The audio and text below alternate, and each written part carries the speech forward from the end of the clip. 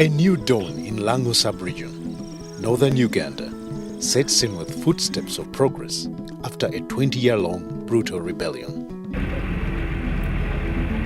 ACFODE's journey throughout Lango sub-region begins from Masindi Port, which is the main link to Apac district. Here, hundreds of people patiently wait daily to commute to and from the district on this lone ferry.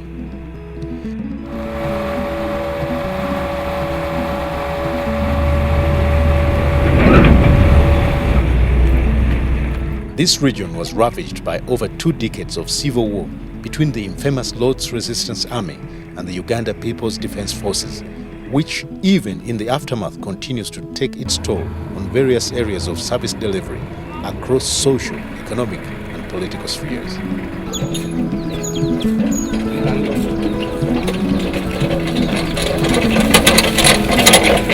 Beatrice Awa and her son Dennis Opuj drive the oxen to the field to till the land. Like many people in this region, tilling land is a daily routine, and their leaders know. As Beatrice and Dennis break the ground and wipe their faces, they still wonder what the future holds for them.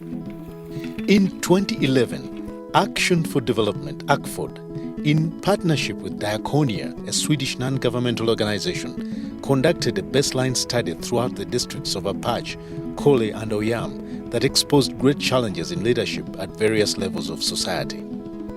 This was evidenced by poor mechanisms of accountability to the electorate, among other issues. To address the challenges, ACFODE, in partnership with Diakonia, introduced a 3-year project in Apac, Kole and Oyam aimed at promoting good governance and gender accountability at the local government level. The project targeted district leaders, councillors, civil society actors and the community with activities that contribute to the enhancement of democratic governance and gender accountability in their various capacities. We target political leaders, both the female and male councillors at district level.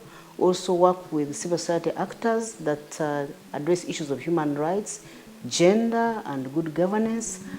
Being a new district, Kole benefited from the civic education conducted by ACFODE, as evidenced by the good debating skills exhibited by the councillors.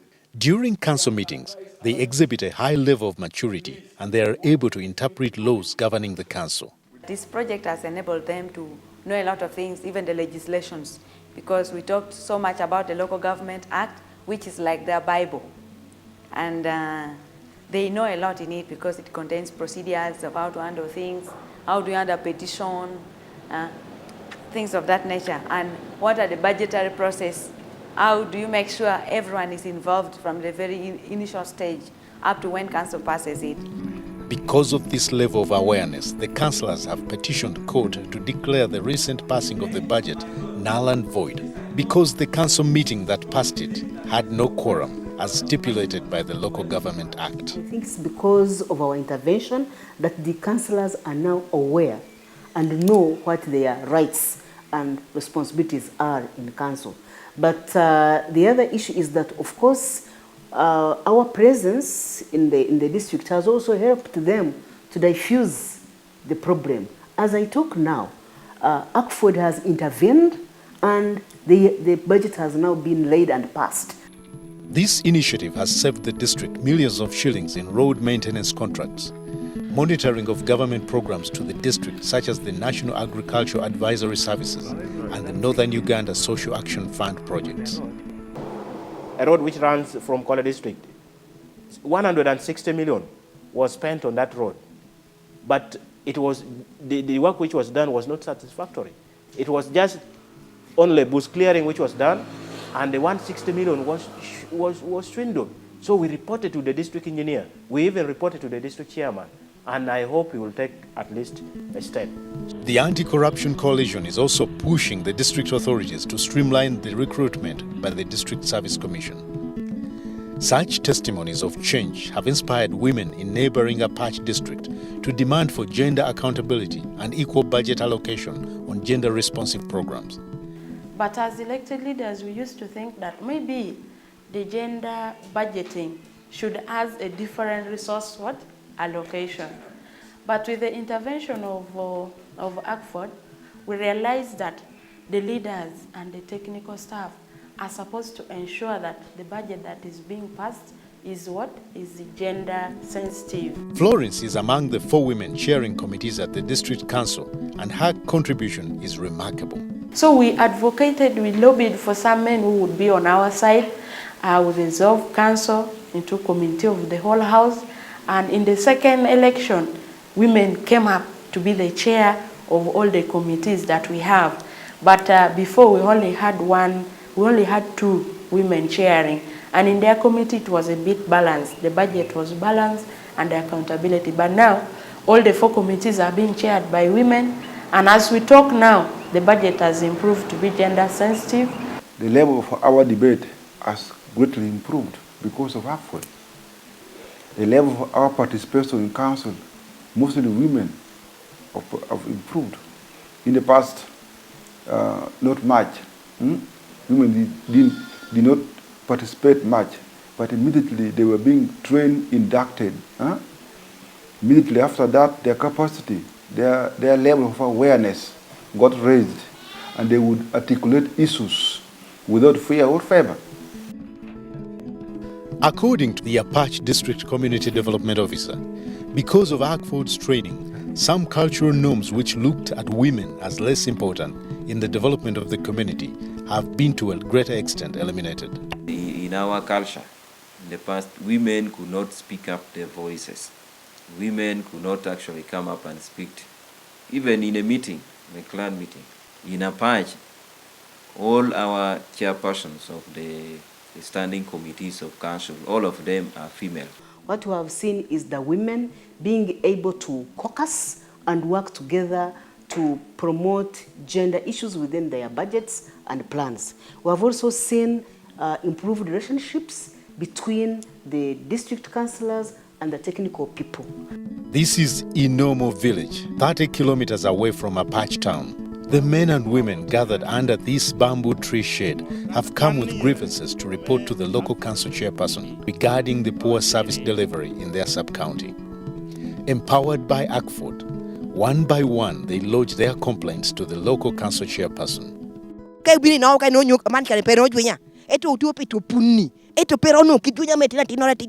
Molubo yot ko mama wujone tia ponyo kerejio ama ya bera yo meto twala mitni o meda mera kedo mi wa plano kenne anyien na mi wana ko do dong na do ko eno.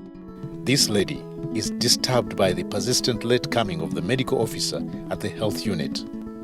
Utuori woro te bedo ite buri te bari ja tuo te di kanu ngata dang no pari pe da hatal te chiem te binu miri mere adang ka yer ni ko bodang te buri dang duanor no pe kara chel te mi yo ya te ni goro me wori da da do no beru tiyo ko.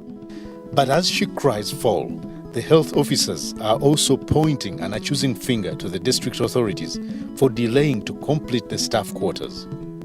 The village chairperson took up the matter, and the good news is that the medical officer reports early for duty, and the construction of staff quarters is about to be complete. When they realize that they are not being serviced at the hospital, they have certain things which they demand, like schools and so on.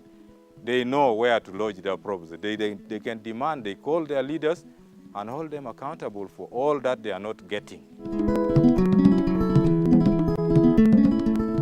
This is Oyam district.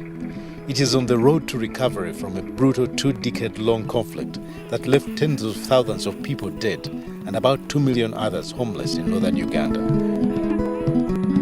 The illiteracy levels are still high, which impacts negatively on the quality of leaders.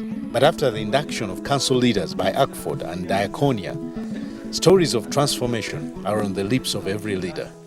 Local Government Act did not provide for any qualifications of a member of the district council, except the district chairperson. And therefore, community are empowered to elect whoever they wishes to, regardless of their qualification. Councillors didn't know their roles and responsibility as councillors. So we were blessed to have the induction by Link to Progress, one of the organizations. Later on, ACFODE came to play the major roles, basically giving council to know the issues of gender and accountability, promotion of gender and accountability. But what has also happened is that even the people whom we did not target, like for example the technical people, have identified and seen the good that is in this project, and they are requesting that we bring them on board so they can also understand issues of gender, accountability, and good governance. Betty Ogwal, the local council 2 councillor for persons with disability in Ngai sub-county, says it is now a practice for her to present accountability to the electorate after the civic education conducted by ACFODE and Diaconia in her area. Anikoma atia lobo megamo ripoti village new Paris kele sub-county gamaini sub-county dokoboji domia man gini kom gidang tiu kwanyo karme chako binu penya keda peny alober kede kitantia agamo ripoti boji kede gamaini kan dokoboji. When you drive deeper into the villages, you are exposed to the well-trimmed feeder roads, protected spring wells and clean homesteads, which are some of the practical lessons Dennis Odong, the local council chairperson of One UTP, learned from the ACFODE civic education.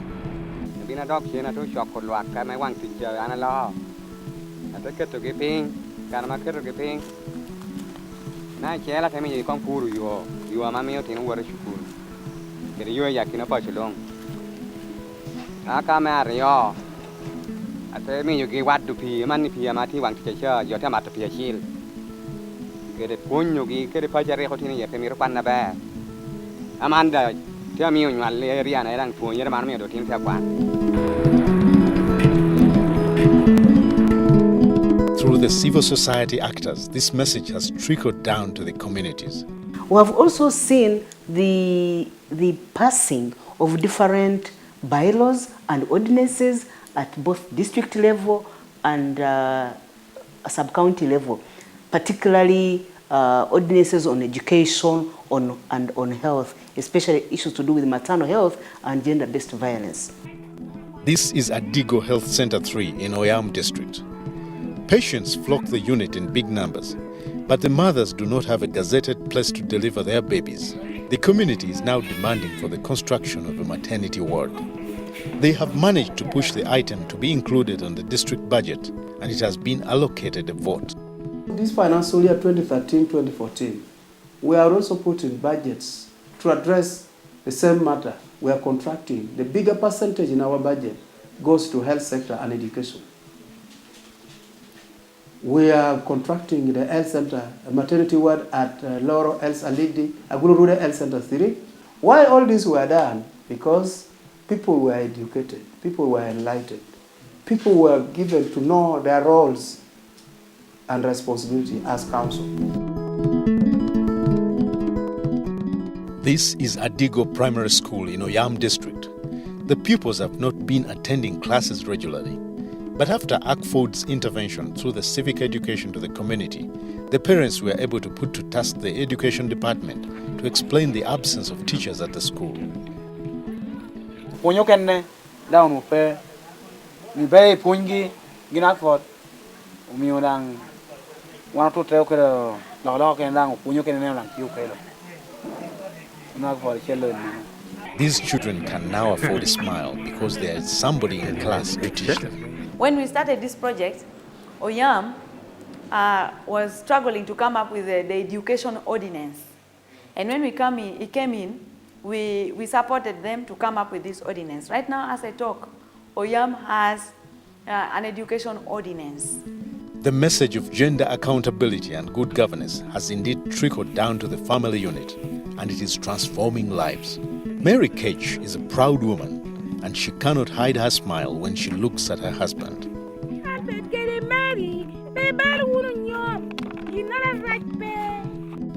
Alfred Cage was once a drug addict, and he would squander all the family income. But after attending the civic education seminar organized by ACFODE, he came back home a transformed man.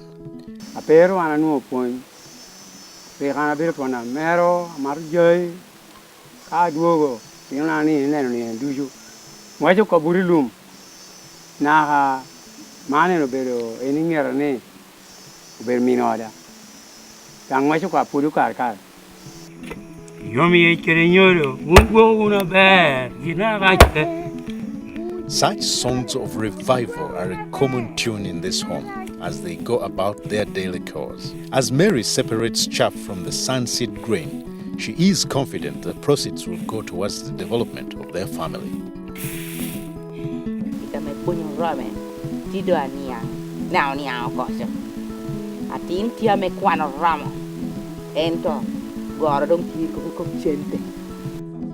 From the district leadership, councillors at various levels and the local communities, the message of good governance and gender accountability has been driven home. And then for the citizens, they should also know that their rights and responsibilities go beyond electing leaders. They must continue holding them accountable because come 2016, these are the very people who will come again to seek for votes. But if they have not delivered on their promises, the citizens are now becoming aware, and I'm sure they will use the knowledge we have given them to challenge them. There is high hope that seeds of this project will be reflected among future leaders who will work towards the transformation of Lango sub-region into a democratically well-governed society.